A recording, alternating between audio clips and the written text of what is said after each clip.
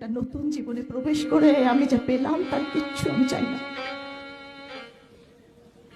জীবনের হিসাবগুলো যেন কেমন সব গরমিল হয়ে গেল।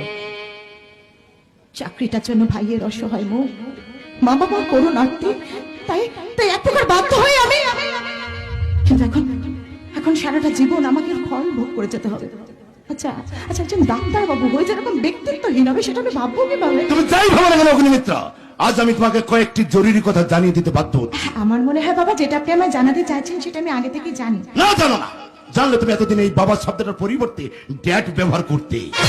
কিন্তু আমি যেই পরিবেশে মানুষ হচ্ছে সেখানে বাবাকে বাবা আর মাকে মা বলতেই অভ্যস্ত। এত সহজে তো আমি আমার অভ্যাসগুলো পরিবর্তন করে ফেলতে পারবো না বাবা। দীপকে সুখেনকে আমাদের ড্যাড মামি বলে ডাকতে শুনে না? না, তাহলে দীপের মামি নিজে চয়েস করে তোমার জন্য যে ড্রেসগুলো আনিয়ে দিয়েছে সেগুলো আমি সযত্নে তুলে রেখেছি বাবা। কেন? কারণ ওই সমস্ত পোশাক পরতে আমার রুচিতে বাধা চাই না।